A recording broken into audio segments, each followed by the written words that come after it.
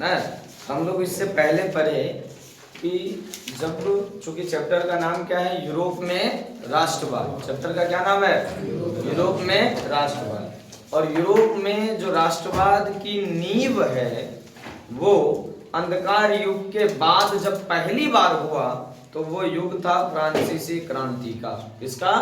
फ्रांसीसी क्रांति का। कब से शुरू हुआ? 5 मई 1789 ईस्वी। 5 मई 1789 ईस्वी को शुरू हुआ और 9 नवंबर 1799 ईस्वी तक ये युद्ध चला। लगभग 10 वर्षों तक ये युद्ध चला। कितने वर्षों तक? 10 साल तक युद्ध चला। और इस युद्ध में कई मारकाट हुआ, ठीक है ना। अब उसी मारकाट में एक आदमी खूब ज्यादा फेमस हुआ, जिन्होंने घर घर जाकर डोर टू डोर छोटे छोटे राज्यों को जीत जीत कर लोगों को उकसाया कि हम लोग जो है ना अपने देश के लिए लड़ें, ठीक, अपने राजा या रियासत के लिए नहीं लड़ें। हम लोग किसके लिए लड़ें? अपने देश के लिए लड़ें। आज हम लोग उसी नेता, उसी आदमी की चर्चा करने वाले हैं जिसका नाम है नेपोलियन बोनापार्ट। क्या नाम है? Napoleon Bonaparte. अगर आप ऐसे कहिएगा कि नेपोलियन है तो नेपोलियन कई है, इसलिए पूरा नाम बोलिएगा नेपोलियन बोनापार्ट। क्या नाम है पूरा? Napoleon Bonaparte. ऐसे अगर हम बोलेंगे तो नेपोलियन 3-4 को है, समझेंगे ना। नेपोलियन 1 भी है, नेपोलियन 2 भी है, नेपोलियन तृतीय भी है, ठीक। तो ऐसे बोलेंगे तो नेपोलियन गड़बड़ा जाएगा ना। तो इसलिए हमेशा जब भी इस नेपोलियन का नाम लेना है तो क्या नाम लेंगे? Napoleon Bonaparte. क्या नाम लेंगे? तो प्रमुख नेता को पहले जान लेते हैं, वो कौन सब नेता थे, ठीक है ना। उसके बाद हम लोग जानेंगे क्या? नेपोलियन बोनापार्ट के बारे में। पहले तो इस दोनों नेता और नेत्री को देख लीजिए। एक था राजा लुई 16। क्या नाम था? राजा लुई 16। तो राजा लुई 16 का फ्रांसीसी क्रांति में योगदान था। हाँ, योगदान था ना। इसको बोला इस प्रकार से कीजिए तो ये नहीं मान रहा ना, ऐसे ऐसे कीजिए, जनता का भला कीजिए, नहीं मान रहा। उसकी रानी भी बोला राजा का ही साथ देगा, राजा रानी। तो लोगों ने क्या किया इसको रे, 1793 ईस्वी में 1700 क्या किया, दोनों को गिलोटिन पर चढ़ा के फांसी दे दी। पहले राजा को दिया, कुछ देर समय बाद क्या, कुछ दिन बाद रानियों को दे दिया गया। तो राजा रानी का कहानी खत्म हुआ 1793 ईस्वी में। कब खत्म हुआ? 1793 ईस्वी में। दोनों को गिलोटिन पर चढ़ा के वहां के आम जनता ने फांसी दे दी ना। याद रखिएगा दोनों का नाम, राजा लुई 16 और मेरी एंटोनेट। रानी का नाम क्या था? Mary Antoinette. अब आता है दूसरा, एक जैकोबिन नेता है, ये भी खूब ज्यादा प्रसिद्धि प्राप्त किया फ्रांसीसी क्रांति के समय, जिसका नाम है मैक्सिमिलियन रोबोस्पियरे। क्या नाम है? मैक्सिमिलियन रोबोस्पियरे। ये जो एक दल चलता था, संगठन, जिसका नाम था क्या? जैकोबिन। क्या नाम था रे? जैकोबिन। उसी का ये प्रमुख नेता था। अब तीसरा नेता जिसकी चर्चा हम लोग करने वाले हैं ना, जिसका नाम है नेपोलियन बोनापार्ट। क्या नाम है? क्या नाम है? इसके बाद है मार्क्विस डी लाफायेते। क्या? लाफायेत। कहीं कहीं लाफायेते है और कहीं कहीं लाफायेत है। ये वही आदमी है जो अमेरिका गया था लड़ने के लिए अपने सैनिक टुकड़ों के साथ ना, अपने सैन्य के साथ। कहा गया था लड़ने? अमेरिका गया था, अमेरिकी स्वतंत्रता संग्राम में साथ देने के लिए ना। कौन रे? लाफायेत। क्या? लाफायेत। जब वहां से आया ना, यही लोग मिल के भड़काया फ्रांस वाला को, चलो लड़ो लड़ो लड़ो लड़ो, कुछ होगा तो, ठीक है ना। तो लाफायेते कहाँ गया था? अमेरिका, अपने सैन्य टुकड़ी के साथ। जब वहां से आया तो ये भी फ्रांसीसी क्रांति में कूद गया, ठीक। नाम क्या था इसका? लाफायेत, मार्क्विस डी लाफायेते। एक था जैक्स पियरे ब्रिसॉट, ये भी प्रमुख नेता था, ठीक, अलग अलग करके।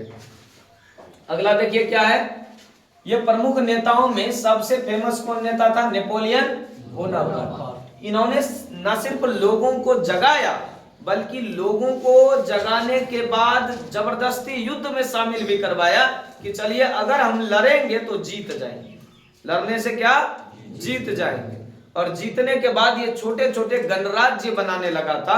सोचा इन्हीं छोटे छोटे गणराज्य द्वारा एक दिन इटली और जर्मनी को पूरा कर देंगे, पूरा पूरा मिला देंगे। इटली एक देश बन जाएगा, जर्मनी भी एक स्वतंत्र देश बन जाएगा।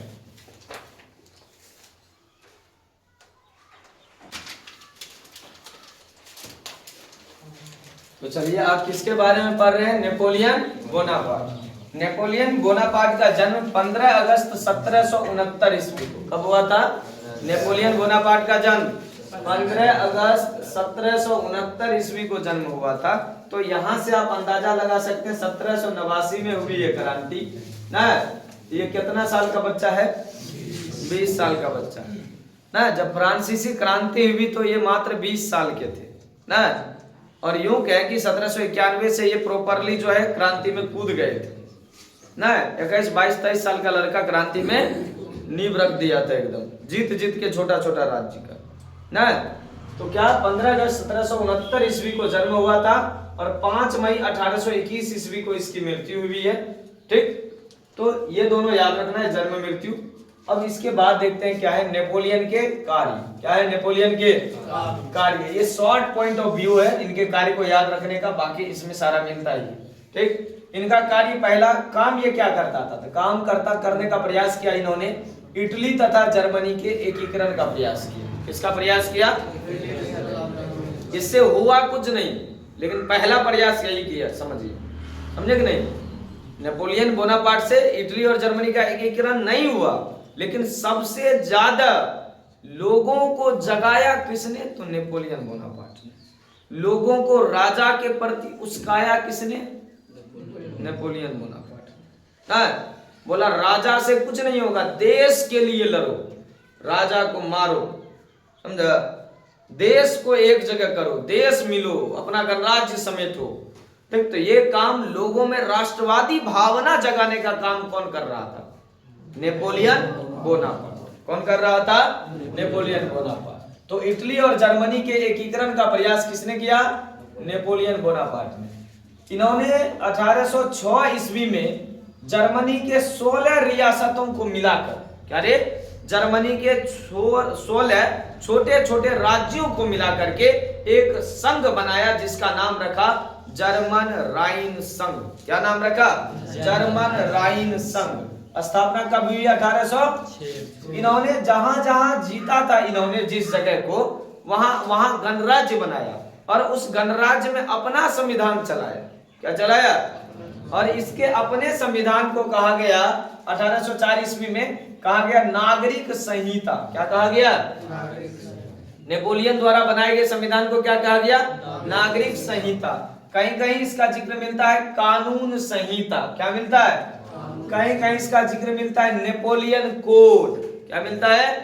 एक के चीज है सब, देखिए क्या क्या, नेपोलियन कोड, नेपोलियन कोड, नागरिक संहिता, कानून संहिता, नेपोलियन संहिता, दिख रहा है? ये सब एक के चीज है। संविधान बनाया, एकदम बनाया 1804 ईस्वी में। नेपोलियन संहिता लागू किया, एकदम वही ईस्वी सेम है, ये दोनों सेम ही है।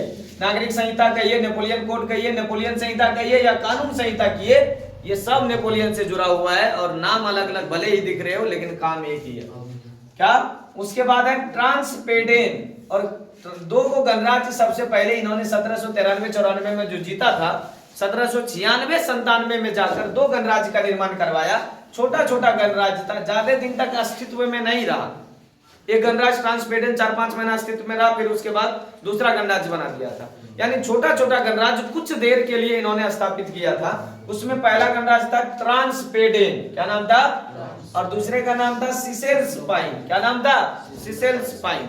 छोटा छोटा गणराज्य नेपोलियन ने सबसे पहले बनाया था इन दोनों गणराज्य का, जिसका नाम क्या था? ट्रांसपेडेन और सिसेल्सपाइन, 1796-97 के आसपास। ये याद रहेगा, बस इतना ही काम है, इसके अलावा कुछ नहीं है। इन्होंने 2-3 जगह पर कब्जा कैसे किया? तो सबसे पहला याद रखना है सिसिली, क्या? और दूसरे का नाम है नेपल्स। क्या? अरे नेपल्स, नेपल्स, क्या? ऐसे देखेगा नेपल्स, क्या? नेपल्स। तो सिसिली और क्या? नेपल्स, इन दोनों पर इन्होंने क्या किया? आक्रमण करके वहां कब्जा कर लिया। ठीक, सार्डिनिया पिडमाउंट का इलाका भी इनके कब्जे में आ गया था। कौन कौन बोले तो? Sardinia, Piedmont, Sardinia, Piedmont, Sicily, Naples, Sicily, Naples. ठीक, इतना याद रहेगा। अब देखिए, हम पूछता हमसे क्वेश्चन किस प्रकार से पूछता है, इसको समझिए। क्वेश्चन क्या पूछता है? कहता है यूरोप में राष्ट्रवाद के प्रचार प्रसार में, क्या यूरोप में राष्ट्रवाद के प्रचार प्रसार में नेपोलियन बोनापार्ट के योगदान को लिखें। समझा? इटली, जर्मनी, पोलैंड, इस सब में अकेला तहलका मचा देने वाला एकमात्र आदमी जिसका नाम है नेपोलियन बोनापार्ट ना। सब आदमी को जगा देने वाला, उखाड़ उखाड़ के एकदम चल मुर्दो आदमी ऐसे में जिंदा हो जाता ना। इतना ज्यादा इन्होंने अपने आप को पॉजिटिव दे दिया, पॉजिटिव सोचा कि हम अकेले कर सकते हैं। भले ही नहीं हुआ, लेकिन उन्होंने दम दिखाया कि हम अकेले लड़के जीत जाएंगे। तो चलिए आइए उसके बारे में जानते हैं उन्होंने क्या किया। तो यूरोप में राष्ट्रवाद के प्रचार प्रसार में नेपोलियन बोनापार्ट का महत्वपूर्ण योगदान है। क्या योगदान है? सबसे पहले नेपोलियन बोनापार्ट ने इटली के सिसिली, क्या सिसिली और नेपल्स आदि स्थानों को जीतकर वहां 1804 ईस्वी में नेपोलियन संहिता, कानून संहिता, नेपोलियन कोड या फिर नागरिक संहिता लागू किया। इसके बाद जर्मनी के 16 रियासतों को जमा करके, एकत्रित करके, जर्मनी के कितने 16 रियासतों को एकत्रित करके इन्होंने क्या किया? 1806 ईस्वी में जर्मन राइन राज्य, क्या जर्मन राइन राज्य का निर्माण किया। इसके बाद इसी प्रकार नेपोलियन ने वास्तविक एवं राजनीतिक रूपरेखा से ऊपर कर दिया किसको? इटली और जर्मनी को। पूरे दुनिया में इटली और जर्मनी का पहचान बनवा दिया, लोहा मनवा दिया कि हम लोग भी हैं कुछ ना, जो अपने भी राजा को मार मार के अपना देश बचा रहे, अपने ही राजा को मार मार के अपना देश बचा रहे। या फिर जो राजा मिलते गया, बोला ठीक है आप कह रहे देश की बात, तो कोई बात नहीं, हमको भी नेता बनाइए, हम भी साथ में मिलेंगे, तो उनको मिलाते चला गया। ठीक, तो 1806 ईस्वी में किसकी स्थापना की इन्होंने? जर्मन राइन राज्य का। फिर नेपोलियन ने इटली और जर्मनी को वास्तविक एवं राजनीतिक रूपरेखा से बाहर कर इटली और जर्मनी का पहचान जो है पूरे विश्व में करवाया। नेपोलियन ने अपने क्षेत्र के लोगों में राष्ट्रवादी भावना जागृत किया। क्या जागृत किया? राष्ट्रवादी भावना जागृत किया। और राष्ट्रवादी भावना जागृत के साथ साथ अपने दुश्मन देश फ्रांस, प्रसा, ऑस्ट्रिया, देखिए नेपोलियन के आसपास इटली और जर्मनी का दुश्मन देश क्या क्या? फ्रांस, प्रसा और ऑस्ट्रिया, इस सब के विरुद्ध लोगों में जहर बोल दिया ना। ये लोग कत्तो कहेगा, उसको बोल दिया सब लोग को, ये लोग कत्तो कहेगा कि ये है, इसका बात नहीं मानना, पहले मारना। समझा? किसके किसके लोगों को? France, Austria, Prussia. तो नेपोलियन ने इन तीनों या अन्य देश जो दुश्मन देश थे उसके प्रति इटली और जर्मनी के लोगों में जहर भर दिया कि अपने देश के लिए लड़ना है, ये सब तुम्हारा दुश्मन देश है, उसके विरुद्ध लड़ना है। तो नेपोलियन ने राष्ट्रवादी भावना को खूब ज्यादा जागृत करने का प्रयास किया वहां के लोगों में। सन 1815 ईस्वी में 14 ईस्वी में क्या हुआ? 1814 ईस्वी में नेपोलियन का भिड़ंत हो जाता है किससे? ऑस्ट्रिया के चांसलर मेटरनिख से। ऑस्ट्रिया के चांसलर किसका भिड़ंत हो जाता है? नेपोलियन बोनापार्ट का। किसका भिड़ंत हो जाता है? नेपोलियन बोनापार्ट का। और जैसे नेपोलियन बोनापार्ट का भिड़ंत किससे हो जाता है रे? मेटरनिख से। मेटरनिख क्या करता है? नेपोलियन का कल्याण ना। मेटरनिख से होता है 1814 ईस्वी में। 15 ईस्वी में ये इटली छोड़कर, जर्मनी छोड़कर भाग जाता है ना। लेकिन लोगों में एकदम भर दिया है सब चीज, सब लोग में भर दिया, देश के लिए मरो, देश के लिए मर जाओ, कोई दिक्कत नहीं। लेकिन इटली और जर्मनी के लोगों में जब उसके जाने के बाद भी वो उबाल रहा ना, गुस्सा रहा कि कितना दिन तक देखेंगे ना, राजा को, आसपास के देश को मारबे करेंगे चाहे जैसे मारे। ठीक, तो नेपोलियन बोनापार्ट के चले जाने के बाद 1815 ईस्वी में जब इसको यहाँ से हरा के भगा दिया गया 1815 ईस्वी में, तो इसकी मृत्यु 5 मई 1821 ईस्वी में हो गई। लेकिन जब 15 में आदमी 15 साल तक इन लोगों का खून खौलता रहा एक तरह से, मानो दूसरे देश के प्रति, खास करके ऑस्ट्रिया, दूसरा देश वगैरह सब, या अपने देश के राजा के प्रति तो 1830 ईस्वी में 15 साल तक खूब एकदम खून खोला राजा के प्रति, समझा। 1830 ईस्वी में फ्रांस में फिर क्रांति होता है, वैसने क्रांति जैसा 1789 ईस्वी में हुआ, खूब ज्यादा हो हल्ला होता है, समझा कि नहीं। उस समय का जो राजा रहता है उसको पुष्ट लगता है, जिसको कहते हैं। हाँ, उसके बाद राजो बल्ला पर आफत था तभी। उसके बाद फिर 15 साल तक कोई कुछ कहीं नहीं हुआ, कुछ देर तक शांत रहा, फिर दोनों में झगड़ा होने लगा, जो जीता ना उसी में झगड़ा होने लगा। एक कहा कि ऑस्ट्रिया का मेटरनिक तभी जिंदे था, ये लोग जाके कुछ ना कुछ करवा देता था। तो फिर 15, 16 साल, 18 साल बाद 1830 से जोड़ लो 18 साल, कितने हुआ 1848। तो हम लोग 2 फ्रांसीसी क्रांति पढ़ने वाले हैं, 1830 का और क्या 1848 का, समझा कि नहीं। क्या क्या 1830 का 1848 का क्रांति, याद रहेगा।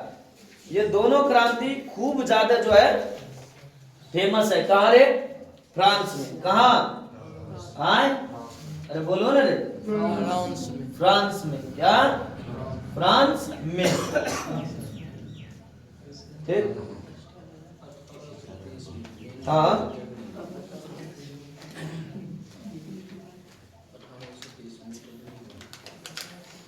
चार्ल्स दसम था 1830 में राजा।